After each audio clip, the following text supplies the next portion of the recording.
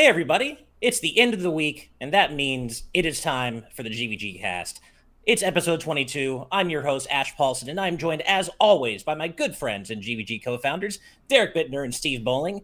And man, I am glad it's the weekend. How about you guys? How's it going? I'm excited. I mean, Yeah. I mean, on one hand, hey, we hit 100K. That is awesome. Yeah, That that's is true. that Oh, is something yeah. to celebrate and be That's. happy about. That is amazing. On the other hand, I spent a good 3 hours waiting at the DMV, so that sucked. Oh, yeah. And that was on the day of, right? The day we hit 100K. The thing is, I had to go twice because I didn't. I looked Oh. online to see what I needed, and I found the list. I took what I needed because, well, basically the idea I haven't made myself a resident of my new state since I moved here, and my license is about to run out. So I'm like, hey, I should probably do that. Um, so I went there, had all the information, and they're like, nope, you're missing some information. You got to leave. So I had to leave, go back home. Then Splatoon 3 Direct happened, so I couldn't go back the next day. Then other chores needed to be done and on Thursday. So I was like, okay, today. And I just had to wait. And it was like I went there as early as I could, and it was still the line was ridiculous. And good Oh. old 3 hours. But hey, I got my new license. I got my new license plate. I'm all set that there. Nice. Well, good.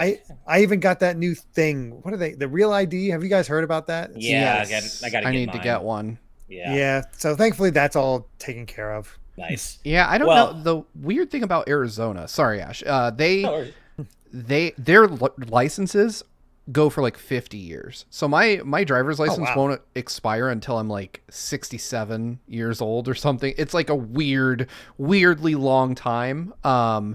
But now we all have to go get new ones. And when I moved from California to Arizona, I saw Jackamon asking about this. So in the US, when you move to a different state, you have to get a driver's license for that state. Your previous license is not good if you're going to permanently reside in a new state. When I moved from California to Arizona, I had to prove that I was me, which was really awkward because I think I've talked about this in the past, but my last name changed when I was like 9. When my mom remarried, she changed my last name. I wasn't born Steve Bowling. I had a different name, and Arizona just wouldn't accept that I was who I said I was. They were like, I don't know, man. And they wanted me to go get court documents from 1991 to God. prove that that my name had changed. God. And I was like, how am I supposed to do that? I was a literal child. Like, I don't know who even presided over any of this. Like, you want me to call my 60-year-old mom and ask her to explain to me what court she went to when I was 9 to do all this? And it turned out what I ended up having to do was I had to go get a passport because that's considered a federal form of identification and is easier to obtain than an Arizona driver's license. What? So I had to come Yeah. back to the DMV with a passport and just say, the feds say that I'm me. You have to accept it. They asked Yeah. me for my passport too, which probably is related to the Real ID thing. But yeah, I Yeah. needed my passport today. So bizarre. This was before Real ID. This was back in 2013. And I'm dreading going back to get the Real ID version of my driver's license because I'm like, I'll just show my passport at the airport, I guess. God, the only thing that I have that's similar to what you guys are talking about is I was the victim of tax fraud several years ago, Ooh. where somebody filed taxes in my name, which caused the IRS to come down on me, like I was doing something wrong, and I had to like provide all these bank records, and it was for income taxes from like 2008 or something. It was like way back, and I had to like furnish all this random proof, and the guy who had done it turned out to be like this 60-year-old dude, and I'm like, clearly I am not a 60-year-old guy. I am who I say I am. Can you please stop asking me for money I don't owe? Thankfully it was fortunately resolved in my favor, but that when you get into that bureaucratic just paper trail bullshit, it's so awful. Yeah. Real quick before we move on, Joanne, Real ID is a thing they're implementing in February and March of 2023, I think it is, where even if you want to fly within the continental United States, you need your passport unless you have this Real ID thing on your driver's license. It's wild. It's dumb. It's really stupid.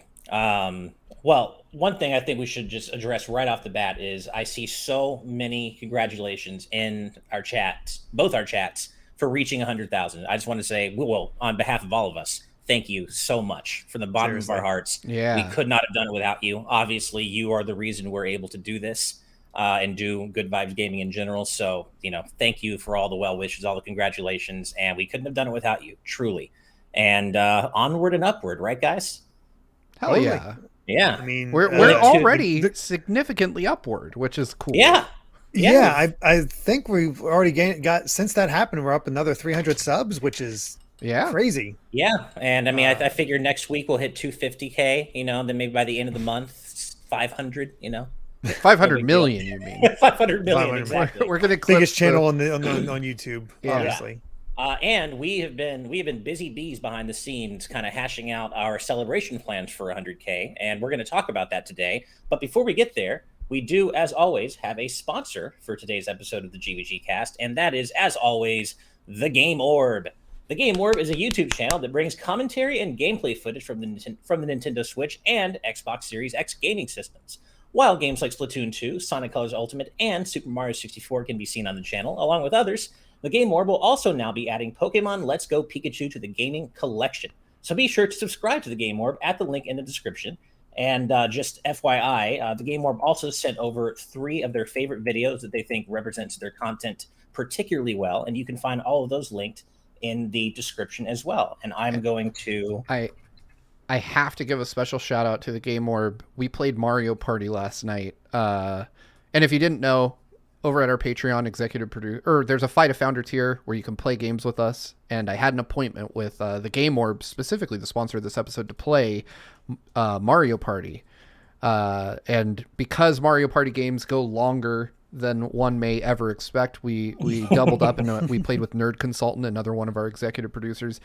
And Game Orb came out of nowhere. Like, we all know my Mario Party luck is like legendarily bad. I was having the run of my life. I was just dominating in the mini games, collecting star after star, and in like the last 2 turns, Game Orb came back and put me into second place. I was so devastated. Oh my god! It was my best X on our Mario YouTube. Party showing to date, and I just got smoked.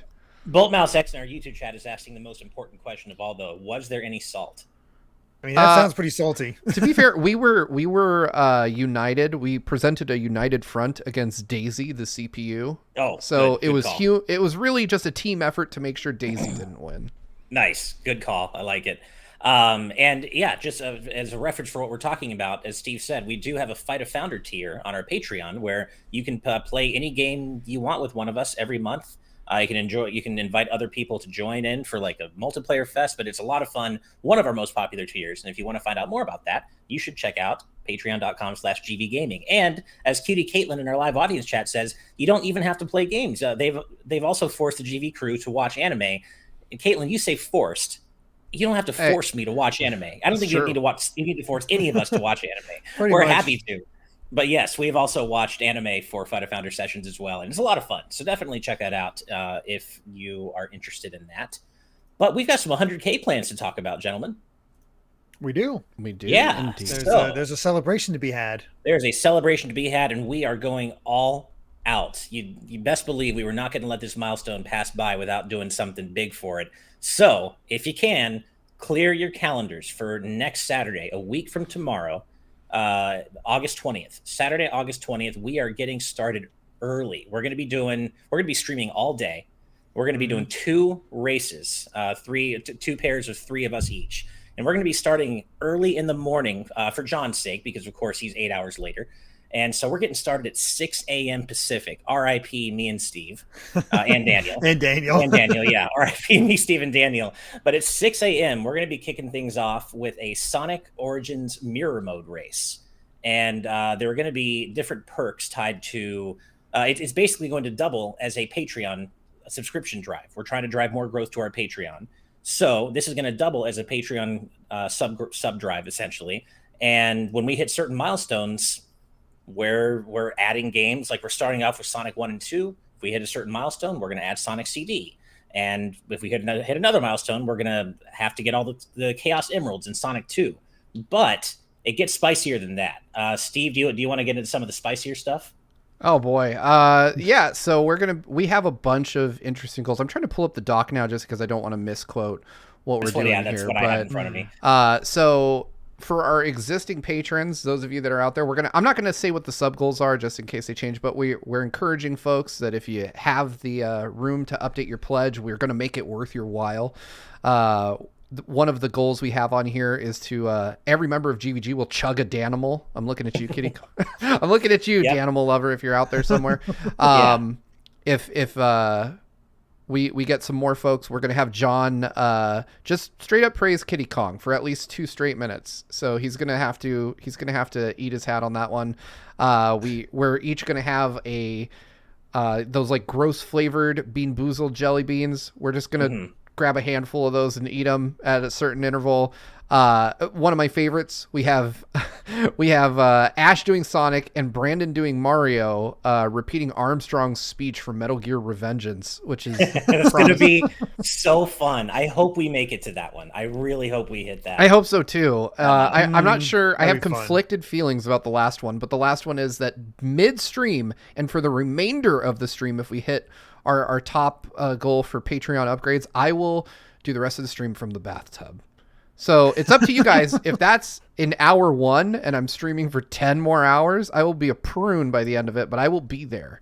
That is true. And if y'all want extra incentive to come to this stream, August 20th is my 40th birthday. And I will be here live with you on your birthday. all day. Yeah. So I'm going to spend my birthday with y'all. If you all want to give me a birthday present, turn out to the stream, show up, and support us being our stupidest versions of ourselves. Yeah. And to answer... Oh, go ahead, Derek. Oh, no, you go first to answer. Yeah, to answer Caitlin's question in our live audience patron chat, what do I need to upgrade to? Anything. Any upgrade counts as an upgrade that counts toward these incentives. Yep. So, if you're at $1 and you go to $5, that's an upgrade. We're not about the amount of dollars. We just want people to get deeper into the GVG community. Check us out. See what we have to offer. If we have something you like, great. If we don't, we'll still be here doing weird stuff all day. Yeah, and those things that Steve listed off specifically are for upgrades for existing patrons. Yeah, we have different tiers. Those are for existing community members. Yeah. New patrons. That matters for the other stuff, for extending the races that we're doing. Because the first one is a Sonic race between John, Daniel, and Ash. The other one that's between Brandon, Steve, and myself is a race in the Octo expansion. And if there's enough new patrons, we could even go all the way to 100% in the Octo expansion, as well as taking on the super boss, which I've never beaten. Yeah, I've never beaten the super boss. And then another one, even if you don't want to become a patron, that's fine. You can mess with us. Everybody loves to mess with us. So you can do super chats, and depending on the amount in your super chat, you can specify who you want to stop in their game for 10 seconds or get blindfolded for 30 seconds so others have a chance. Or you can donate enough that we'll have to kill ourselves in the game, like just immediately do whatever we need to do in order to die, like lose a life, and just other shenanigans like that. So yeah, you can totally mess with us. Yeah, so this is going to be a lot of fun. We're going all day. And that's why it's an all-day thing. Yeah, and that's why we're starting so early because, of course, as I said, it's 8 hours ahead for John. So we're starting bright and early with Sonic Origins, and then after we're done, however long that takes, we're moving on to Splatoon 2 Octo Expansion. And those of us who aren't racing will, of course, be commentating, just chatting, reading out super chats and stuff like that. And we're just going all day. It's going to be a marathon. And our bodies are probably going to hate us at the end of it, but it will have been if worth only it. for the eating the Danimals and the Bean Boozled. Yeah, it's chugging the Danimals at 6 a.m. My body's going to be like, my body is wired only to have coffee in the AM hours. So for the Danimal in your coffee, it'll be like creamer. Oh God, ew, bro. Oh God, that's disgusting. Jacob Tucker, this will be streamed on YouTube, I believe. Yeah, this will be on YouTube. And we're celebrating YouTube.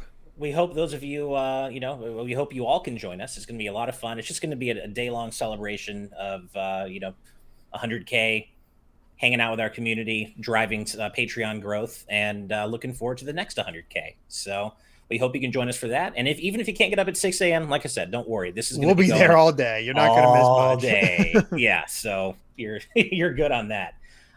Speaking of super chats, we have quite a few that I feel like I should probably go ahead and read out.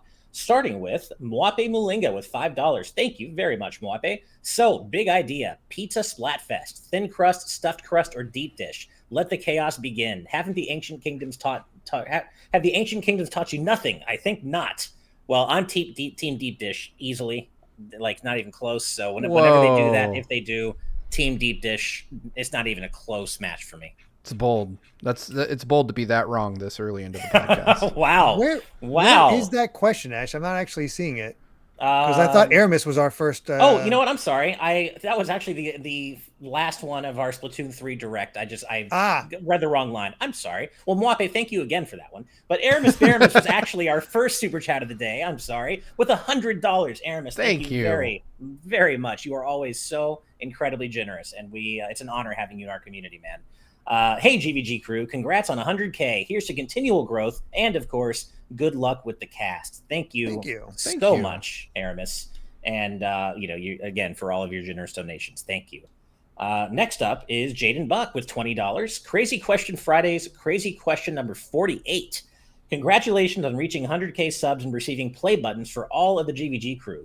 But if you were only able to get one, how would you guys decide who gets it? Never would happen. Absolutely, it would never not. happen. That would never happen. It was never an option. As soon as Steve found out that was an option, it was like, okay. Yeah. Yep, we literally talked about this before we had 30,000 subs. It was one of the first things we decided on because I think that you sort of looked it up. As much as it would hurt my heart, I would legitimately recommend we cut it into pieces and everybody keep a piece.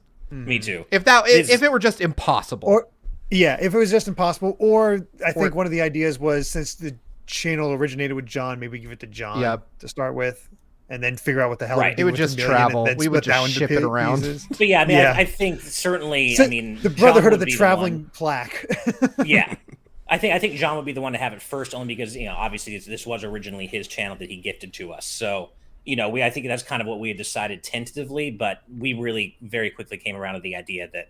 No, it's got to be all of us because this is a true team effort and no one person is going to have all the glory here. That's not what we're about here at GVGcast or at GVG and on the GVGcast. But so but in this theoretical situation, you know what I'd say? I just want to settle it in Smash because I'd have a natural. Yeah, exactly. You'd win. Yeah. I think Daniel might win, honestly. I think Daniel would get it. But yeah. Thank you, Jaden, very much. These crazy questions are always a lot of fun. Thank you. Next up is a name that I adore, Smellin' of Troy, with $10. Thank you. How does Troy smell? That is an amazing name. Congrats on reaching 100K. Very well deserved. I love what you guys do, and I am very excited for your continued success. Well, Smellin' of Troy, thank you very much, and thank you for allowing me to read out that awesome name. Thank you. Next up, 73 with $5. Thank you very much. Congrats on 100K. Been following a lot of you for years, and it's great to see the success you've had. Thanks for all you do, and keep it up. P.S. Paper. Oh, nice. Yes. For the Splatoon. 73 knows where it's at. No, Paper all the way. Rock, man. Team Rock. Nope. Ooh, that's tough. You've immediately chosen loss. You lose to me immediately, so congrats. Fair enough. That's true. Yeah. Oh, no. That's a hard one. I used to go scissors as a kid, and I feel like... I don't know what I would choose. I would probably just go with whatever you guys went with because that one doesn't I don't have a dog in that fight. Squire, of course Ash chooses Rock, man. Exactly. Nice. Well, also that, I mean, Team Scissors, that's cool and all, but have you played Mega Man 1? Cutman dies in 2 hits to the super arm, which is a rock-based weapon. 2 hits. That's all it takes. Come on. Team Rock is clearly superior. Next up is another name that I like saying, Grown Conk with $2. Thank you very much. Kirby's 30th anniversary music fest was amazing. And yes, that's what Brandon said too. Brandon and Daniel both said that, and I'm watching it this weekend. I can't wait. Again, I was in the DMV. I've not seen it. Yeah. Yeah, I haven't seen it either. Talk about the literal opposite of the joy of a live Kirby concert. You've got extreme joy and then the DMV. Just the polar opposites. Soul sucking. Yeah. But no, I've heard that it was great. Grown Conk and my wife and I are going to watch it this week, and we're very excited. Thank you. Next up is Lizard81288 with $5. Thank you very much. What do you think about Bleach the 1,000-Year Blood War being a Disney Plus exclusive? I guess it's better than Netflix Jail. That's so weird that That they is got weird. an anime. I hadn't heard about that. Yeah. I hadn't heard about it being on Disney Plus. I mean, I have thoughts about the 1,000-Year Blood War arc to begin with. I think it's trash, but I mean, I hear a lot of that from a lot of people. I mean, I stopped watching Bleach after I stopped reading Bleach when it went too far off the rails when in it the started Hueco that Mundo arc, arc. I think. Like the Yeah, Hueco Mundo arc, it started to just read all become of- DBZ. Yeah, I read all of Hueco Mundo, and I was like, I'm done. Especially because I was reading it chapter to chapter, and it was like nothing happens in a single chapter of Bleach, and I just stopped. Yeah, that's pretty accurate. Like they started to have really protracted storylines that took just forever to resolve, and it was easy to lose interest. Maybe the anime will get it right and tighten up that pacing. Oddly enough, that's my hope, because I feel like the anime was always a bit better paced than the manga. Disney Plus is a weird place to keep anime in general. Like it just seems like such a weird, odd choice. I would have preferred Crunchyroll, but I have all these services, so I guess I'm just gonna watch it. But yeah, Disney Plus is not where I would think to go for any anime. Yeah, for anime. I mean, yeah. I'm definitely was more excited for the new episodes of Bluey. I actually had not heard about this movie. I was like, to me, this sounded like the sequel it's to a the final 1,000-Year season. Door. It's okay. not it's the final. They never adapted the final arc. See, I just want this to be the Paper Mario sequel to the 1,000-Year Door we never got. That sounds metal as hell. Paper Mario, the 1,000-Year Blood War. Let's go. Also, go. Top Dog, calm down. I see in live audience chat, Top Dog posted 2 emoji, a pair of scissors, and a squid. No squid violence, Wow. Top Dog. No inkling violence, no squid violence. Calm down, please. No squid violence. All right, next up is... Oh, crap. That's not what I wanted to do. Next up is Luigi and Daisy 531. Thank you very much. With $2. Crunch from Crash Bandicoot versus Barrett from FF7. You choose. Barrett. Barrett. I don't even know who Crunch is, and I'm going I know Barrett who Crunch anyway. is, and it just I've not played a game with him in it, but Barrett has a gun for a hand. I'm pretty sure he wins this fight. It's Barrett, right? It's gotta be Barrett. Anybody who helps kill God is probably going to Yeah. beat a Crash Bandicoot character. Exactly. Yeah. Sorry about All right. Last super chat for now, and of course I'll read out more throughout the show. But for now, we've got ToonJ723 with $2. Thank you, Jay. Pour Danimals and macaroni ice cream in a blender. Oh, that sounds so gross. But there may be something going on surrounding mac and cheese ice cream, possibly if we're able to make if I it can happen. find some. Yeah. That If might Steve can be a find goal. stuff. That might be Yeah. a goal. All right, before we move forward, I do have one piece of breaking news, and I feel like we have to give, because of the timing of it, we have to count this among our upgrades for next week. That's fair. Datboy64 has just moved from live audience to the Fight a Founder tier. Yo! So thank you so much. I've you. added you to the Wow. credits for this episode, and I'll make Hell sure yeah. Ash gets your name out at the end of the podcast.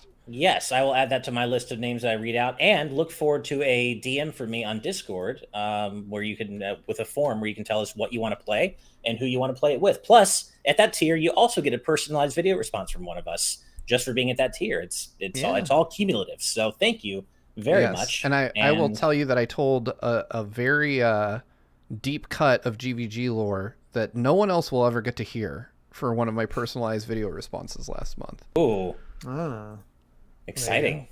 You said no one else. Do we know this? You guys know this story. It's known amongst ourselves, but we've never talked about it publicly. It's not a bad story. It's a funny story. Got it. It's about a certain GVG member's first trip to America. Okay. Okay. Nice.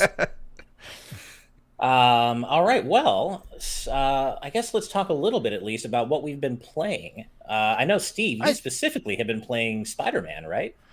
Yeah.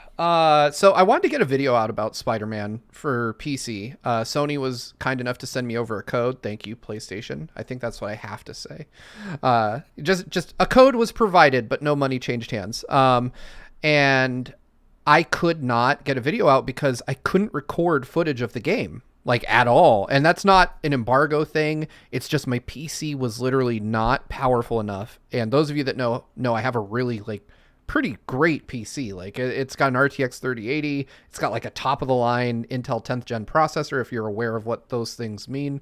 But I could not run OBS and the game at the same time without my computer just dying, or OBS only recording every 5th frame. And it wasn't fair to represent the game in that light. It got a day one patch that came out late yesterday, and so now the game is like way more playable. But I've been playing it on the Steam Deck. I've been playing it on the PC, and I have to say though, like my take is not great.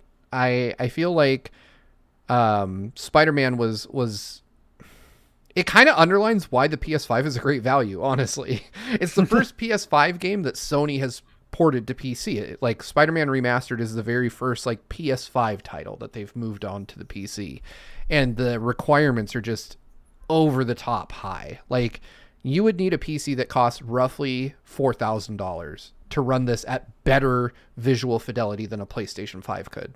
So it's just kind of really hard for me to recommend like, hey, go out and get this when you, I mean, a $500 console can do it probably way better than most people's computers can. Right. I certainly didn't expect that my computer would struggle with a game that was a PS4 port to the PS5. Yeah. You also lose the really quick load times, but that's just because PCs can't do those yet. Like Windows doesn't provide fast enough access to a drive to rival the speed of the PS5. So the one thing I will say is that it's a great Steam Deck app. Like if you play it on the Steam Deck, it feels magical, like really incredible that you're playing an open world PS4 game on a portable device. But again, a Steam Deck, a spec'd out Steam Deck costs more than a PlayStation 5. So my recommendation as of right now is, unless you have like a bleeding edge PC that has like top of the line everything in it, you're probably better off just saving your money and playing Spider-Man on PlayStation. It's almost more of an ad for PlayStation than it is for the PC version. All right. Fair enough. Derek, I believe you were going to say something earlier, man. Oh, no. Basically, what I've been... you asked what I've been playing. I managed to... I had my deadline for my Klonoa Fantasy Reverie series review for Nintendo Force. So I got that done. I finished playing both those games. Great ports. You'll see my review in the next issue that comes out. So that's pretty exciting. Otherwise, I have only played the first chapter of Xenoblade Chronicles 3. Just not been able to get to it. Hopefully I'll be able to do that soon. But I think I can talk about this because I think the preview embargo is up. Right, Steve? For the thing I was talking about playing before we started. Oh, hold on. Let me double check. I'm pretty sure I've been seeing other people talk about it, so I'm pretty sure I can. I'm verifying right now. Oh, no spoilers. Yes, that was Bolt Mouse. No spoilers because I have not. I don't believe we're allowed to discuss it. That was for an event that occurred. Okay. But I will say, if you know Derek and you know the videos he's made, you probably know what game he's playing. Yeah, exactly. So I'm hoping to have something ready for that. So it's taken me away from Xenoblade a little bit because of that. So eventually I'll get to it. Yes. But yeah, no, don't worry. There will be no Xenoblade 3 spoilers here. No, And there will also be no spoilers for the game I've been playing. See, I've got Xenoblade 3 FOMO because I am focusing on Live Alive. And I don't have regret. Don't get me wrong. I am really loving this game.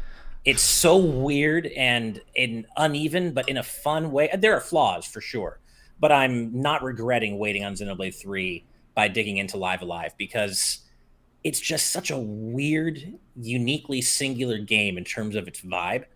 And chapter to chapter, everything feels so different, I guess, depending on which order you play them in. But I'm currently on my 6th of 7 6th of the 7 starting chapters.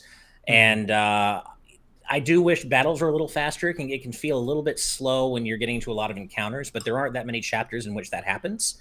And the soundtrack's amazing, and it's just got this weird vibe. And Steve, I'm pretty sure you know what I'm talking about. Yes. I in particular, I played the present day chapter earlier this week, and I didn't look into it beforehand, so I was like, okay, what's this about? And it's this weird crossover. It goes from being like a regular kind of RPG and like the ancient China chapter, for example, to in the present day chapter, it's like this weird crossover between Street Fighter, Mega Man, and like of all things, Renegade. And I'm like, what is this? What am I even playing right now? And it's got some rough edges for sure. I'm not saying it's like this perfect game, but it's weird as hell, and I'm digging it. Steve, what are you were about to say something, I think, about Live No, Alive, I was right? I was gonna say Live Alive is definitely an interesting game. I love how varied it is. I expected, because it was a Super Famicom game originally, to Yeah. kind of just be like the same mechanics with different stories underpinning them, but it's definitely way more original than that. But the one thing that really bugs me, and I don't see Mhm. enough people talk about, is in the near future, the how relaxed the main character gets anytime he sits on a toilet. Like, he Oh, I know. Yep. leans into it. He's like, And he goes, Having "Oh." having no Yeah. context for most of this game, that's like, what the hell? yeah, that's the only thing I'll say. I don't want to spoil it, but I will say you should absolutely pick it up. Like, it's Yeah. a really Oh, really I great want to. game. It's basically, as far as my RPGs right now, it's Xenoblade and then Live Alive. It's just, yeah, it's got a vibe unlike any other. It's just deeply weird, but in a good way. And it's got voice acting too that it's genuinely all over the place. Genuinely I've all over the heard that. place. It's some of it's great, like the Shifu in the China chapter. He's like really good, but then you get some of these other random characters, and they're like it's amateur hour all of a sudden, and it's Is it like Trials of Mana? it's kind of like Trials. I was going to say exactly like Trials of Mana, where some of it's actually pretty good, and then some of it's just like, what happened here? It's just, but it's in a funny way. When it's bad, it's funny bad, not like just bad bad. So, yeah, I'm really enjoying this game. I'm going to play some more tonight, but as soon as I'm done with Live Alive, I'm switching over to Xenoblade 3 and playing as much of that as I can before the Cowabunga collection comes out at the end of the month, which I will totally be doing a release day stream of, by the way. So I am very excited about that. But we should probably shift from talking about games that are already out to games that are coming out soon. And by that, of course, I mean one of the main things on our thumb, Splatoon 3. There was a Splatoon 3 Direct this week, and we reacted to it again at 6 a.m. Nintendo loves the 6 a.m. stream for Pacific timers like us, or like me and Steve. But a few days on, we talked a little bit about it after the Direct itself, of course, but a couple of days on, how are you guys feeling about what we saw, about the way Splatoon 3 is coming together? Deep cut, of course. How are you guys feeling about Splatoon 3 hype right now? Oh man, I'm feeling really good about it. I'm genuinely excited for it. I think it looks fantastic. These are some good updates, upgrades, and it's been fascinating to see. There's definitely a split online from what I've seen, where people either like, yes, these are great updates, I'm so excited for it, just more Splatoon, give it to me, and other people were like, oh, so it's Splatoon 2.5.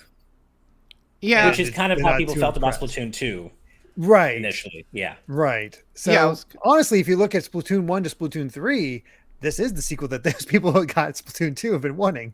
So there you go. There's Splatoon 2. yeah, I agree with that. I feel like, so for those of you that don't know, I dropped in on IGN and I talked about this with them as well. And it was pretty split across the board there too. Like, in terms of, people feeling like content or underwhelmed by the Direct. I personally really liked the Direct. I thought seeing like Hammerhead Bridge come back, I thought was really cool.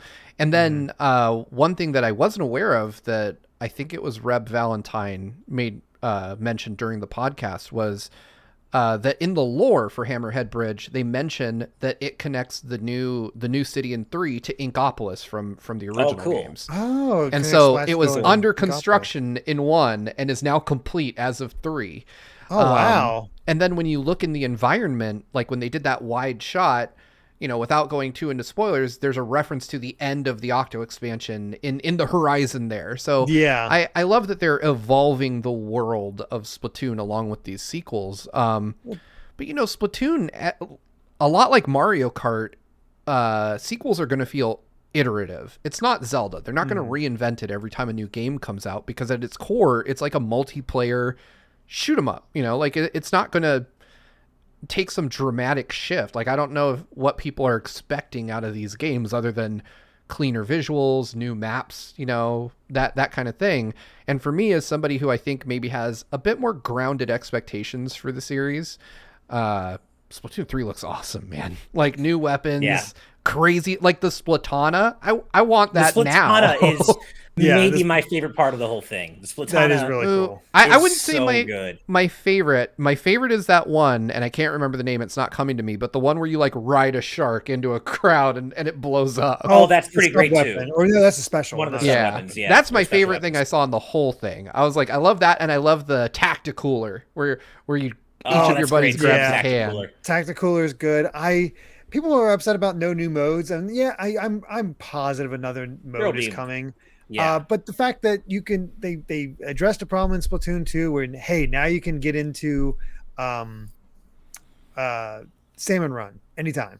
Yes. It's not Fortunately, time. yes. That's a good improvement. And Salmon Run spills over into the city now, which I Yeah, didn't know how that's much I cool. wanted that till I The saw new it. boss salmonids look great. 3-way Splatfest. Like, That's what I I'm- got to a Yeah. I got to a point with the old Splatfest, like, yeah, that's cool, but I didn't really take part. Now with this, it's like, I kind of want to play this, Oh yeah, I'm I all feel about like those three. Yeah. they also, because in previous Splatfest with just 2 teams, it felt like it would overwhelmingly go one direction in most Splatfests. Like if you Yes. picked the wrong side, there was almost no point to playing.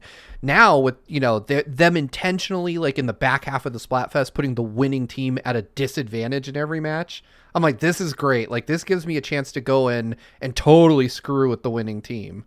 Mhm. Yeah, no, I'm really excited about the 3-team turf wars, 3-team Splatfests. I think there's so much cool stuff they can do around that. I mean, the first one that comes to my mind, if they're still going to do third-party crossovers, which I hope they do, one of my favorite ones from Splatoon 2 was the TMNT crossover, the Splatfest. That was awesome. Fall Guys just got another Sonic event. Just Sonic, Tails, and Knuckles, man. That's just like, it's made for that. I can totally see them doing that for the Sonic movie 3 since like Oh, yeah, that's 2024 release. Yeah, could and we are totally do getting that. updates for this game like for 2 years at least, I think. Every 3 months, Mhm. seasonal Yep, every updates 3 for months gear. for 2 Yeah, years. They said I'm- at least 2 years too. at least 2 Yeah. years, yeah. I'm still saying we should do Peach, Daisy, Rosalina Ooh. Splatfest. Oh, that's a really good one. Yeah, love I'd have to that. be on Team Rosalina for that. I'm just putting that out there. Team now. Rosalina. For me. Yeah, I'd probably Yeah. go Rosalina. Daniel is in the chat saying, "Who doesn't love a good three-way?"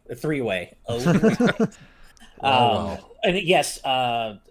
Say who asked that? Yes, David Cat. We will be streaming Splatoon 3's Splatfest in a few weeks or. a couple Oh yeah, weeks. yeah. We'll We'll definitely be certainly streaming that, and Yeah, yeah. absolutely. Well, yeah, sounds like we're all pretty hyped for Splatoon 3. I know I am. It sounds like you guys are as well. And another game I'm pretty excited for is Kirby's Dream Buffet, and that just got a new trailer and a release date next Wednesday, the 17th. And I actually watched the trailer with my wife right before we recorded because I figured we'd talk about it. And it looks like it's basically what we thought, kind of Kirby Fall Guys-ish, but It's only so 4 players though. charming. It is only 4 players, not Yeah, 6. there's only 4. Yeah. But I was very happy. I was like, okay, definitely confirm it online. Looks Yeah. cute. Love the costumes. Still no price. I was hoping for a No, price. we've got a price. Do we? $15, $14.99. Oh, I didn't realize they gave a price. I'm sorry. Right, So it's okay. not a free to play game. That's interesting. It is interesting. It feels like it shouldn't be $15. At the same time, though, I almost prefer that because I know that everything can be unlocked in the game, and it's not premium content. that Right. you have to- We have seen Kirby premium content before. Trust me, I guarantee you, Yeah. Ant Dude is very much happy that it's $15 and not free to play because Yeah. he would spend the max money to get everything. He's done it before for his That's videos. This saves him a lot of money. Yeah, I prefer this approach, and it seems as though the more strawberries you collect across all the game modes, the more stages you unlock. And I Yes. definitely prefer that to premium content, essentially. I free-to-play agree with that. premium add-ons. Yeah. It's And, 15 bucks uh, is not bad. I think No, it's it's going to not bad. severely limit the audience for this game, though. I hate to say that, but I feel like a lot of people will look at this and be like, I ain't paying for that. Honestly, it surprises me it's not more in the line of something like Tetris Effect. Not Tetris Effect, Tetris 99. Yes, no. like an NSO Yeah. exclusive. Exclusive. That I to me think- would make a lot of sense. That would make sense. Yeah. I am looking forward to it, though. The charm is just Oh. exploding out of this game. Oh yeah, and I do love that visually, it's really impressive. Like It as is. as a visual showcase for the Switch, it's really good looking. And I love that that we have like food versions of some of the copy abilities, that they're like foodified, which is so good. And the Yeah. fact that the whole point of the game is to weigh the most is just perfect for Kirby. That's just so, to eat the most and break the scale at the end. That's so perfect. And I don't usually get that excited about like Kirby spin-off games that much, but this one I'm genuinely looking forward to. It has and we'll certainly be potential. streaming it. Yeah, I definitely want to pick it up. It's adorable. Yeah. Yeah, I could see this. I'll definitely be playing this next week when it comes out. I don't know how Mm-hmm. long I'll hang on to it, but I'll definitely play it when it releases. We'll probably do like a launch day stream next Wednesday, I would think. Oh yeah, I guarantee. Well, let's go ahead and read out. Oh, go ahead, Derek. I was gonna say I didn't realize you're going into that, but I did think of one other. I saw somebody ask a question in the YouTube chat much earlier that did strike as news that I think getting Steve's opinion on is probably a good thing. Oh, I know where we're going with this. Uh-oh. Yeah, what do you think of those 2 new characters, Steve? Man, Street Goku Fighter and 6. Vegeta. Oh, Street Fighter 6. I thought you were talking about Goku in Fortnite. Fuck yeah. no, let's I talk don't care about. this. I don't even care if Oh, Goku is I'm getting- wielding a gun in Fortnite. I'm No, talking about those man. new I've got characters my in Street Fighter Shenron 6. shirt and my shittiest Dragon Ball Oh my Z ready to God. go for the 16th. But new characters, I think we got Kimberly and Juri, right? Jury, yes. Dude, Yeah. I'm all in. Like I had They- mentioned oh. from the leak, Kimberly, I'm so Yeah. hype about. Like, I know that Elena was the first black woman in Street Fighter history. You don't have to come at me in the comments about it. But having the first black American woman feels like something special. I mean, like, And I love her design. and her I design love is her great. design. Yeah, she I've looks- not played. I've never played as Guy before, but apparently she cribs a lot from him, just with that street painter's streetwise flair, I guess. Well, she also uses the same martial arts. I think she's a Bushin Ryu fighter, right? Which I is the think same, so, yes. Which is the same style that Guy fights in, and Yeah. Zeku. Yeah, My first thought when I saw it was like, oh, she's like Ibuki. 'Cause Street I'm Fighter just so 6 unfamiliar. has had like the media turnaround of the decade. Like, It's it, My incredible. God. Yeah, I the way want they this turned it game around. so bad, and Me I'm so too. hyped for it. Like, I already, when this game comes out, I'm already thinking about how often I'll be playing this. This is going to be one of my go-to games for probably years after it comes out. But yeah, I'm just rewatching the trailer right now, and Kimberly's style is like so aggressive. Like she's got So such a rush down style to her, and I love it. But Mm-hmm. I mean, even looking at her super art, like the way she like jumps off the walls I and ping love it. pongs you through the air, Yeah. and I she's just got a love the paint Walkman. spatter Like effect. I just love this. I will try to main her, but I have a feeling like looking at her moves in the trailer, she's probably going to be one of the more complex characters to figure out. Like her execution will have to be. I imagine she'll be one of the more difficult ones because characters of her ilk, Guy, Ibuki, like Derek mentioned, are usually more Yeah. technical in nature. But I really like Ibuki, so I might. Oh, I love gravitate towards Ibuki. Kimberly. Ibuki's target combos were something else, but Mm-hmm.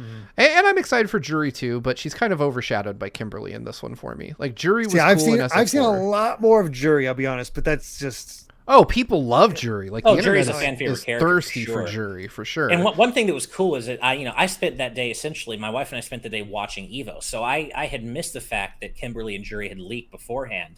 So when I first saw the beginning of Jury's trailer, I'm like, "What is this like Tron like motorcycle? Who is this? What in the world? Like this is Oh, going to nice. be a cool Respect character." your anime elders. That's definitely an Akira bike move. yeah. Oh no, it totally was. Yeah, and then but I just wasn't expecting Jury.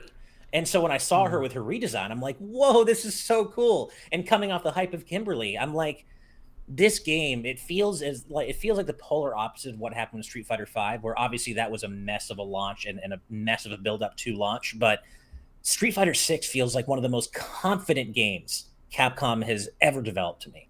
It feels like they Yeah. are just firing on all cylinders and they know exactly what they want to do with this game. And I'm so here for it. I can't Also- wait for this game. I didn't Yeah. realize until these trailers that the 6 has the Roman numeral 6 at the side. does. Yeah, Yeah. it's like, oh my God, that's brilliant. They did Yeah. a really good job turning the narrative about this game around. The because logo and everything. that else, logo yeah. was rough when we It first was saw bad. it. We need to get some of our fighting game friends on here to play this with them. Like Yeah. I think GVG Versus needs to make a comeback for Street Fighter 6 for sure. Did you, Steve, did you get to see any of Evo? Like any of the actual didn't. matches? No, I was sure at you've home heard- with kids.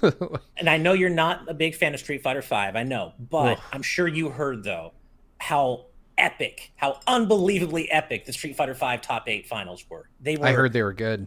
It was next level, man. If you get a chance to go back and watch them, you should. I know you're not a big fan of 5, but 5 it's is so bad.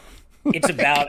I like watching it personally, but I grant that you don't. But It is the 4 it's is so just good. so much more entertaining of a game to watch, and 3 Sure, is even fair more enough. entertaining still. 3 is So amazing. Yeah, it's 3 really is hard for just me to ageless. get into 5 just because Sure. my experiences with the game really soured me on it. No, that's fair. That's fair. But we had a good time watching it. We watched all of Tekken 7 and all of Street Fighter 5, and it was a lot of fun. And then Oh this man, Sunday, we what? have to mention that they announced a new Fatal Fury. Like, Yeah, a That's new huge. Yarrow / Fatal Fury. Yeah. yeah, that to me Which was I think it's been probably like the 20 hypest plus thing. years. hmm Say what? It's been 20 plus years, right? Yeah, it's been a long time Yeah. since I want to say That's so cool. Mark of the, or what is it called? God damn it. Garo. Garo Mark of the Wolf or something. Mark of the Wolves. I Yeah. believe, Mark yeah. of the Wolves, yeah. I was surprised to see SNK announce that. I wish it had been more than just a teaser, though. Like, I wish we would have seen at least. It It's what feels hard for like me to it's get really truly far out. hyped until I wanted to see it, but oh well. Yeah. But no, that was amazing. And then we're going to keep it going. We're going to have kind of like a mini Evo 1.5 this Sunday night. We're going to watch the Super Smash Con Top 8 Smash Ultimate Finals, which would be a lot of fun. Looking forward to that. But so yeah, it's just a fun. August is always such a fun month for fighting games. It's just, Evo, Smash Con. It's always a good time. We do have a lot more super chats, though, so I should probably go ahead and read a few of these out. First up is Blaystar25 with $10. Thank you. The past 2 weeks, my free time has been consumed by Xenoblade Chronicles 3. I'm on Chapter 5, and while I'm a bit mixed on the story so far, the exploration and side quests are the best in the series, in my opinion. Also, congrats on 100K. Well, thank you very much, Blaystar. And Yeah. I'll have to take your word for Nice. it. I haven't played Xenoblade 3 yet. I I'm have in to the see. first hour. I don't know. Yeah, but I'm looking forward to getting there. Next up is another name that I love, Hits Over Hype, with $4.99. It's such a good name. Shout out to that cool guy, Steve, and his beautiful head of hair that I got to see on the NVC podcast this week. Thank you for standing up for FF7 Remake. Oh, Well, man. thank you, Hits Over Hype, and thank you. I'll co-sign on that. Thank you for Wait, standing they up were- for FF7 Remake. They were because- dissing. Yeah, Remake- Remake is amazing. Kat is a vocal doesn't like detractor it. of, Yeah, of she doesn't. FF7 Remake, and she was on the panel, and so I had to step in to defend Final Fantasy VII Remake a bit. She admitted though that when she thinks about Final Fantasy VII Remake, it breaks her brain. So she has what I would call an almost irrational dislike of that game. Very close. to Gameplay it. of Remake is fantastic, but we really need to see how Rebirth Right, I agree.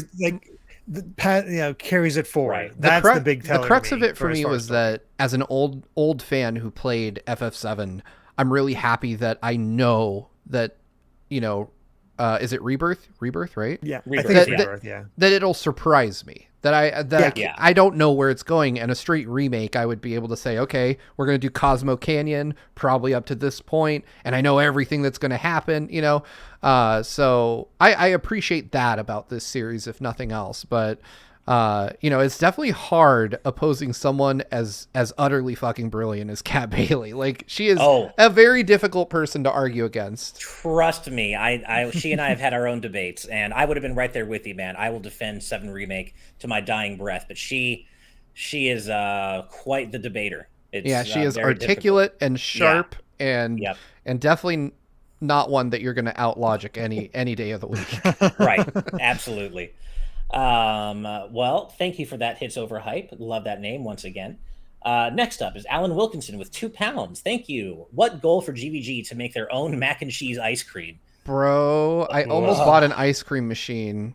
I'm not going to put a goal out there because 1, I don't own an ice cream machine. 2, if I did, I don't know that I want to run mac and cheese through it. Yeah, But exactly. you won't have a mac and cheese. You won't have a mac and cheese. You know what? You won't have a ice cream machine for very long. If I you will do tell that. you this. I'll make this solemn promise right now because someone will call me on it when we get there. When we celebrate 250,000 subscribers, I will fucking do it. I will make mac and cheese, homemade mac and cheese ice cream, and I will eat it live on whatever we do to celebrate that. You have my word. I will do that. And I don't promise that I'll be able to make it through the rest of the stream after that, but I will do it. I mean, I'm going to be sad though, Steve, because we won't see you for the million celebration. We'll just, Because I'll be dead. yes. It's okay. You guys can send the gold plaque to my grave. Nice. Jacob brings up a really good point in our live audience chat, saying, "Wonder if Ash, Derek, and Steve knew it was the anniversary meeting of Street Fighter. Cool coincidence talking about the 6th game on the anniversary." And yeah, we didn't mention that. But that's a great point. Yeah. It is missed Street that. Fighter's 30th anniversary, and Nice. perfect time to talk about it. And what a way to celebrate with that Kimberly and Jury trailer. Just incredible. Yeah. Next up, Benny Yao with 13 Canadian dollars and 99 Canadian cents. Thank you. 100K. That's a lot of good vibes. Congratulations, everyone. So happy for all of you and very proud to be part of this positive community. Keep up the great work. As always, good vibes forever. Well, thank you so much, Benny. That means the world to us. Thank you. And we're honored to have you as part of our community. Thank you very much.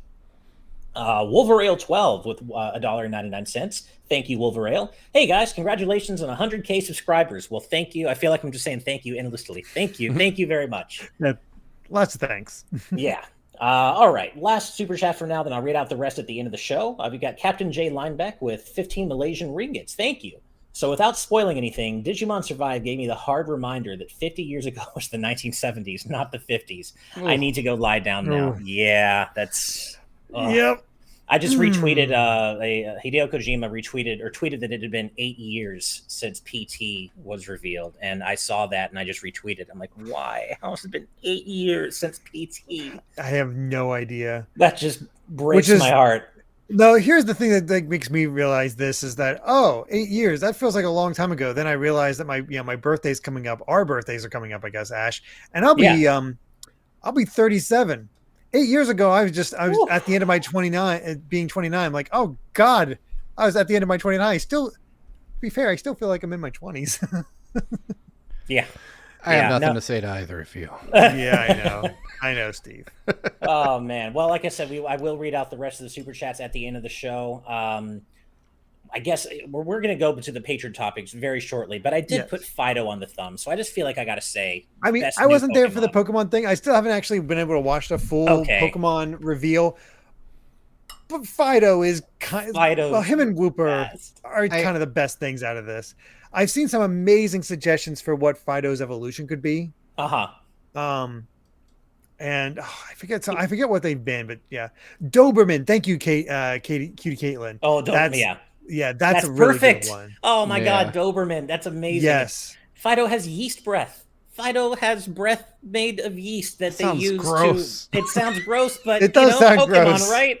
I just in general, because of Fido and like Smoliv and Lechonk and all the starters, I feel hyped for Gen 9 in a way that I did not at all for Gen 8. Like I skipped on Sword and Shield. I was just not feeling it. That they're doing like you can go the gyms in any order. There's like 3 storylines that you can like have in there. They showed the world and it's huge. I know I've seen people complain about the graphics, but it's game fine. free. I know what I'm getting. I know what I'm in in for. It is what it is. But they're just killing it with these Pokemon designs and names in Gen 9, man. I can't. I'm so into what they're doing. And again, Fido. I just the best new Pokemon ever. Ed Mower with a really good idea in our YouTube chat. Purebred. Oh my God! Wow. It writes itself. It's so good. I love that Doberman purebred. Yeah, go either way. I'm happy. I was reminded because of you bringing Street Fighter up to Steve, Derek. I had a question for Steve as well, and this comes from a Fight of Founder session I had with our good friend Becca earlier this week. And she asked me a question about Dragon Ball Z, and I had an answer, but it's not nearly as informed as your answer would be, Steve. I'm going to pose it to you. I'm going to pose it to you right here, right now. Okay, let's. Becca asked me, and so I asked you: is Goku a bad father? Yes. Okay, I agree. That requires almost zero effort. Okay, I agree with you. What about you, Derek? No. Okay. No, because that year he spent in yes, he's away and all this stuff. He doesn't go back to his family a lot, but when he spends time with Gohan, he cares about Gohan. That's true too. Yeah, but see, so for me though, and I think about this often. We'll have to keep this short because this will be a debate. No, we do have to keep it short. He watched Cell kick the piss out of his son. Like he was like I think about the fact. Okay, I understand what the stakes are. I understand that the universe is at stake, right? But he literally tosses the guy who he knows is going to beat his son into the dirt for a while, a fucking senzu bean, and he's like, I need you at full strength to punch my son in the head. Like, I would never, there's no circumstance under which I would not die trying to save my children from having to even do that. Like, I would be like, all right, man, I'm like a Super Saiyan and I blew his upper half off a minute ago. I might be able to pull this thing out instead of being like, nope, you're pretty strong. You should fight my little kid. Like, that to me is the nail. Like, it's not the Piccolo thing because he was dead. It's not even the like harsh training because to me, that's a sign that he has faith in his son. But it is the overall lack of parental instinct to protect his children from harm. That's what Goku lacks, and that, in my opinion, is what makes him a bad dad. Because any dad, like, imagine seeing somebody beat your ass and then being like, Kai, you're in. Go for it. He's really strong, man. But I believe in you. Also, like, as Kai gets older, it's also the ridiculousness that Gohan was 4 when Piccolo kidnapped him and trained him. Goku was 11 at the start of the series, maybe 12. Gohan was 4. Yeah. And originally, before they retconned it, in the original manga, he was 3. Yeah. Right. That's true. I agree with both of you. I just wanted to make sure I posed that very question. few good dads in Dragon Ball. Vegeta and Piccolo are the only good dads, and that is the weirdest thing to say because Vegeta had to come around to being a good dad. Yeah. Vegeta needed a daughter to become a good dad. Right. Whereas Piccolo had the strongest paternal instincts of the whole group for some reason. And one other thing I mentioned to Becca was like, I don't even think it's just Goku. Goku is not a good dad. He's neglectful and he puts his son in harm's way. But then Chi-Chi doesn't listen to Gohan at all. Like, he clearly wants to fight. He wants to follow in his dad's footsteps, and she just doesn't care. I know, obviously, she's worried about him. She doesn't want him to be. She's worried about him. She wants him to be intelligent and have a good life. He's also 4. Yeah. I gotta admit, if my kid was like, "Hey, mom," can you imagine letting your 4-year-old go off into space? Oh no, totally. But even she still tries to like bar him from fighting, even during the cell arc. Like, she's still. Well, he's like 11 there or something. Yeah, he's still 11. But in anime, that's like you're basically an old man by 11 years. That's the age at which you get your Pokedex. Yeah, exactly. But no, I knew that when Becca asked me that question, I agreed with both of you. I knew I had to pose it to the biggest DBZ fan I know. So, I mean, to be fair, Caitlin, if your 4-year-old was half monkey, Chi-Chi did not know that Goku was an alien when she had Gohan. Maybe she was just into the tail. Maybe Chi-Chi's like an undercover furry. Oh, God. On that note, I think that's a perfect time for us to switch over to our Patreon topics. And just as a reminder, every week our producers submit topics and questions for us to discuss. And if you want to find out or discuss on each week's GVGcast, and if you want to find out more about that, head over to patreon.com/GVGaming. Derek, why don't you start us off this week, man? All right. I had a very, very interesting, probably a short one from Akil P, who asked, how many games do you think you've beaten? A rough estimate is totally fine. I asked because I was recently listing out the games I've beat, and I was surprised that the list was longer than I thought. Now I'm curious how I stack up against people in the gaming industry. Anyways, keep up the amazing work, y'all. Well, fun fact about people in the gaming industry and gaming, they don't get a lot of time to game. I game far less now than I used to. It's just the way it is. But I also keep an Excel spreadsheet of most of my games. I did a rough count, thanks to those sheet features, to figure out how many games I've beaten. So roughly, not exactly, not quite there yet, I own almost 2,000 games. That's split between what I have, what Amy has, and physical and digital. There are some repeats there, so that's it's not quite there, but I own roughly 2,000 games, and of those, I have beaten around 800. Now another thing about that is I also have a non-available category, so I list like Animal Crossing is. You can't beat that. You can't beat Tetris. You can't beat those type of games. But of the games that you do get an end screen on, I've beaten 800, around 800. So. That's a lot. God. Yeah. I don't even know how to begin estimating this without just using, like you said, like using a tool like you did, Derek, that lists it out. I just don't even know how to estimate that. I mean, hundreds for sure. Is it 800? I don't know. But hundreds, absolutely. I just don't know how many hundreds, really. What about you, Steve? It's well, yeah. I don't have like a running track. Vedron in our live audience chat did mention that he used a website to tally his. So if you would like to send me that, I promise on next week's episode I'll get back to you. And Backloggery maybe. I have no idea, but okay, Backloggery is a really great website. I would say I'm definitely. I would put myself a little south of Derek because I've had kids for longer. And having kids and covering video games definitely are two things that eat into your available video gaming time. I would put myself somewhere, I would say in the neighborhood of 600 or 700 if I had to guess. But I do have the benefit of being the oldest one here, so I've been gaming longer. But I would say I would be surprised if I had more than like 750 or so. Mm-hmm. I just did a little math for myself, give Ash a little time here to think. I started gaming when I was around 4. I'm almost 37, so I did 30. I'm in my 33 years, beating almost 800 games in 33 years. I averaged beating 24 games a year. Wow. Which honestly, it makes me feel really good about that. Like that's like 2 games long, a month, of course, but still, that's pretty good. Yeah, probably isn't that anyway. My average is definitely way down now, but Yeah, the problem for me too is I have this nasty habit of like replaying games that I love. Me too. So like I'll play through and beat the same game like Ocarina of Time I've probably beat 15, 16 times in my life because I love that game. Breath of the Wild I've completed 4 times now. And it's just Chrono Trigger, I don't even know how many times. Oh yeah, Chrono Trigger. Chrono Yeah. Trigger. And then there's like weird games. Like I don't know that I'd count fighting games because that's like 5 minutes. It feels like it's not an accomplishment to beat a fighting game. Right. There's so many different rules you can kind of use that would skew your actual results. But I mean, I know my answer is several hundred, and I was just doing some quick math now while you guys were talking.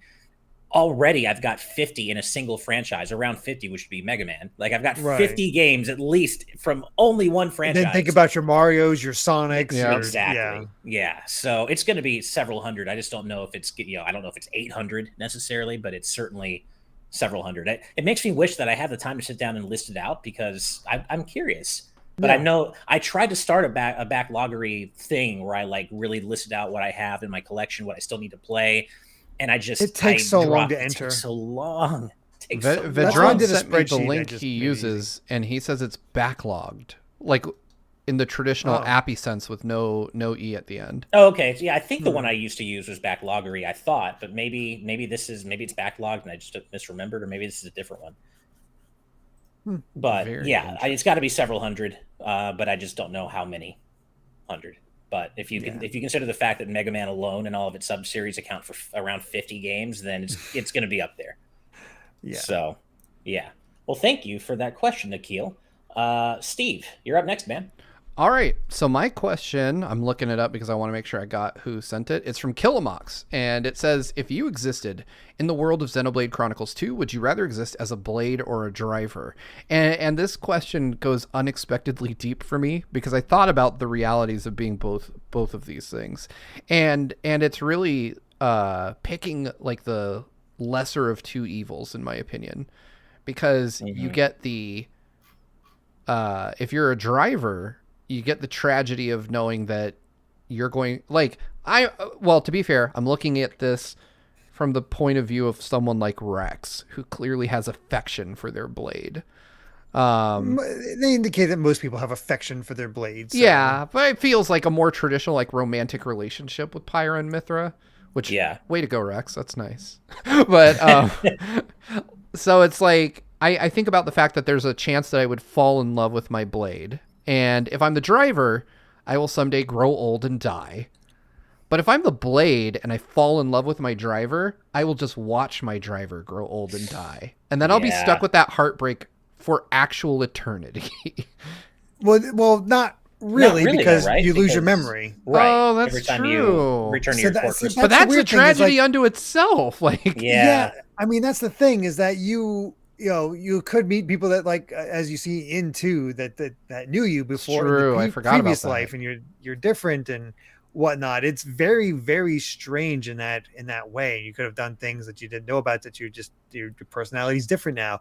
Blade is definitely a bit more tragic, while Driver is just a typical human life where you get some superpowers thanks to your blade.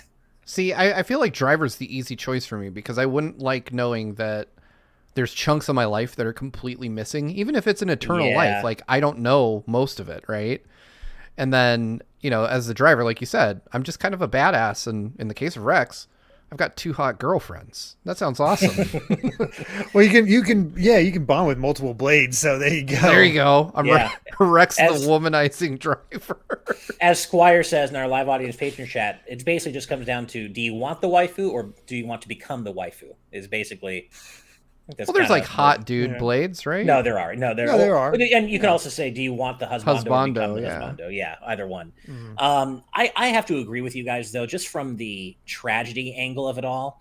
I think I'd rather be a driver. I don't want to watch, the people I love. I don't want to watch them grow old and die, and then have to continue on living, and know that I'm going to lose my memory of them anyway. It's also sad. It's like, at least as a driver, you're basically just like a regular person with higher aptitude, and you get a super cool weapon out of it and super cool abilities. Exactly. I'll leave that part out because I'm happily married, but yes, that too.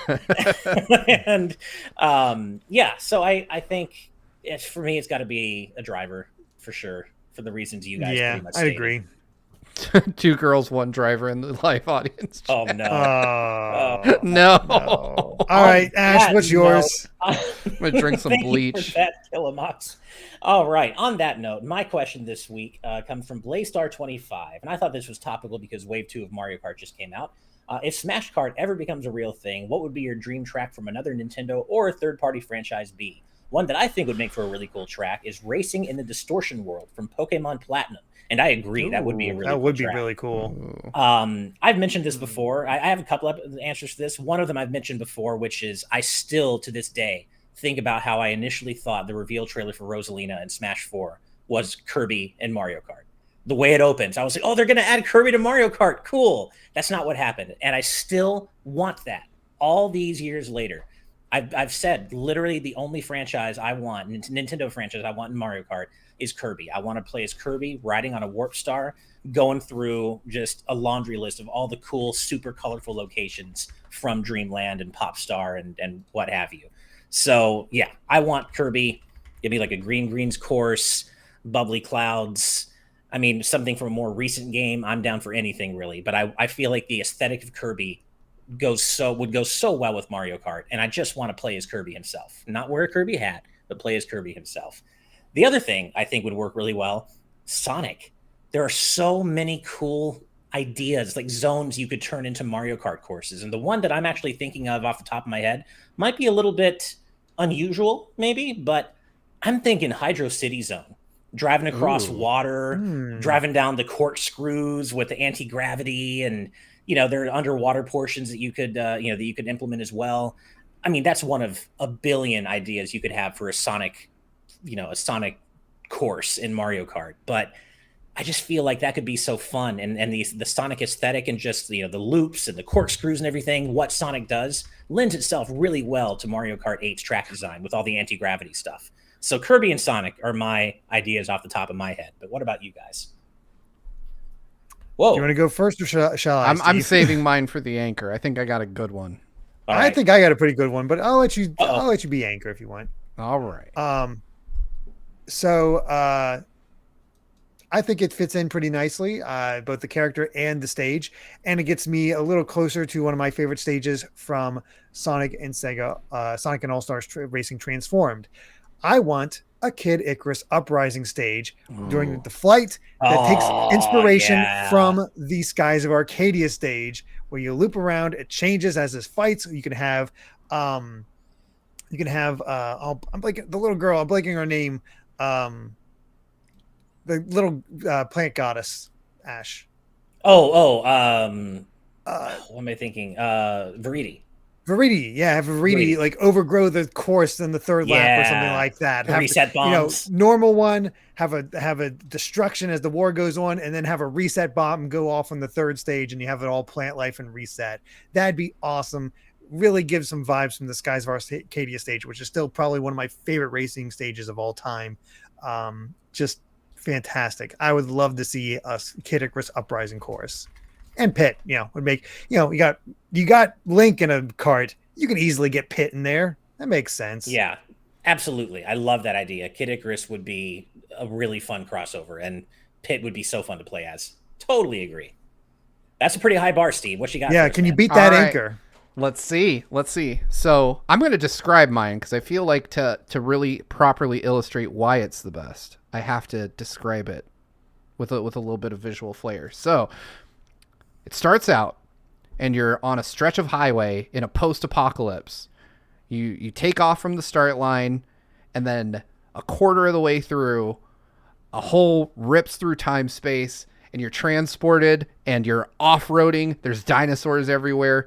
It's a Chrono Trigger stage. And instead of Animal Crossing Seasons, mid-lap, just random portals will open up and take you to the various time periods that exist within Chrono Trigger.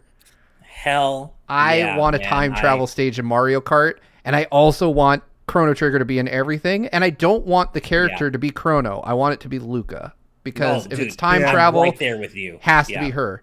In fact, one thing that I would love is rather than them opening randomly, like have a stage-specific item that you can toss out as a hazard, and it will transport people through time to the same track at different points in time in the universe. Oh, that's so cool. God, I But I mean, if you're in the past and you win, then does that really count? That just means you came in first. Yeah, exactly. No, there'll have to be some kind of equalizer where it'll merge all the timelines back together. Like you could race through the end of time and it would be more Rainbow Roadie in nature, and then you could go through it would change the terrain ever so slightly, but the overall track shape would remain the same. I want this in my life so bad. Dude, I not only am I right there with you, I have said something very similar about Smash before. Like I want a traveling Chrono Trigger stage in Smash that just if you have a stage in Smash that is Chrono Trigger, it has to be on top of the Epic, like fighting on its wings. Oh yeah, absolutely. And then it's just traveling through time as you're fighting on it. And as Goran points out, you can have bike parts by just making him Johnny from. Yep, you could ride Johnny. Yeah, that's right. I mean, that's what Amber just said in live audience chat. The that's what I said. 2300 Yeah. AD. Yeah. Okay. Yeah. That's made sure to credit her. Yeah. That is, man, I'm just sad now because I know this is never going to happen, but I want it so bad. I know. So Square, come on. Yeah. Oh, man. Nintendo also, come on, please. I don't want anyone to make a kart racer with this idea other than Nintendo. Yeah. Well, that's why I wanted Sumo Digital. Kirby. Oh, and Sumo, Sonic, I would. I would trust Sumo with it. That's true. Oh, totally. Like I said, my favorite kart racer of all time is still Racing Transformed. I think mine is too still. I agree. Oh wow! Sonic Transformed is it just hits different. Mario Kart 8's amazing. Mario Kart DS is amazing, but Sonic Transformed just hits. Those tracks. Yeah, man. I had to check. That's got. Is that the one? Yep. Okay. Ryo Hazuki's in there. That's the one I like. Yep. Yeah. I'm good Danica with that. Patrick. Yeah, and Wreck-It Ralph. Weirdly enough, I'm not sure what's weirder, Ralph or Danica Patrick. Danica Patrick. Yeah. Yeah. All right. Well, that does bring us to the end of the patron topics for this week. Once again, if you want to suggest topics for us to discuss on future shows, head on over to patreon.com/gvgaming and check out our producer tier. Patrons of that tier have a bunch of perks, including suggesting topics for us to discuss each week on the GVGcast. But before we end, we do have a few more super chats to read out. Let me go find where we left off. All right, Black Ninja with $5. Thank you. Great to see your name in chat again, Black Ninja. Yeah. It's been too long since I've been here live. Hope everyone is great. Almost 40 hours in on Xeno 3 and not as good as the Conduit remake. It's wow. You're still keeping the flame of hope alive for that Conduit remake, and I'm here for it, man. Thank you very much. Thank you. I hope you get your Conduit remake one day. I genuinely, truly do. I really do. Hustle Bun with $9.99. Thank you. Congrats on the big accomplishment. I've been rooting for you guys since the start, and I'm so happy to see it. Also, thanks to Steve and Ash for pushing me to play Horizon Forbidden West. The story. That's another game I need to get to at some so point. Good. Dude. It's At so the rate good. I'm going, I could just wait for it to be like $20 like the original Game of the Horizon Year edition is. after the DLC comes out. Yeah, exactly. But yeah, the story is, it's amazing, and it's still probably my Game of the Year so far, but what an incredible adventure. Dat Boy with $5. Thank you, Dat Boy. Random thought. What will Safer Sephiroth look like in FF7 Remake? Oh, man. Crazy. Probably the same, Crazy. but go even more wild with. Yeah. See, I think he's going to be different. I think he's going to be wildly different because I subscribe to the theory that the Sephiroth we're seeing in the early parts of Remake is not the Sephiroth from that same timeline. I think it's a alternate timeline Sephiroth trying to manipulate the events to work in his favor, and he'll come out as some stronger version of Safer Sephiroth at the very end of the third episode. It'd be ridiculous. It's going to be incredible. However they do it, it's going to be, the spectacle of it all is going to be massive, and I can't wait to see it. Cannot wait. Thank you, Dat Boy. Next up is Jared Helder with $2 Canadian and 79 Canadian cents. Thank you very much. Kat says New Vegas is the best RPG ever. Thoughts? Never played New Vegas. I'm not a Fallout guy. I'm not gonna say she's wrong, but just Fallout is not for me. I know a lot of people love New Vegas, but I'm not a Fallout guy. I've heard good things about New Vegas, but never played, so I can't really say. Exactly. Yeah, Kat's brilliant and to be trusted, but I feel like her tastes and mine differ on this subject. Exactly. Same. I've said it many times. Chrono Trigger is my favorite RPG of all time. I don't think New Vegas could dethrone that. Same. Completely agree. I'm more of a JRPG guy in general over WRPGs, just the style and just the kind of gameplay. Yeah. So thank you, Jared. Next up is our good friend Bongo Lover with $2 Canadian. Congrats on 100K. I'm chugging Danimals in your honor. Well, you should definitely tune in. Come next Saturday. Just in case you weren't here for that, Bongo Lover, just so you know, next Saturday we're starting our 100K celebration stream starting at 6 a.m. Pacific. And when certain donation goals are met, or certain Patreon sub goals are met, we're all going to chug a Danimals as we're doing our races. So you don't want to miss that. Hopefully you can join us next Saturday. We're going to be streaming all day. I want to miss that. I know. We got to coordinate on flavors, or we're just going to go random. Random. Yeah. I'm just going to Walmart and picking up the saddest looking one I can find. Coming home. Oh my God. I didn't see this come through when it happened, but Dave Norris with $105. Wow. Dave, thank you. Thank you so much. Wow. You're so generous. Big fan of the Friday show. Keep up the great work at GVG. Well, Dave, thank you so much. Dave, I love this super chat for another reason. And it's when we were talking about rebranding and switching away from TNT, my pitch was that we called this the Friday show. Like, that was the name in my initial pitch for this. Mm-hmm. That's true. Yeah. You read my mind. I appreciate the Friday show. I love it.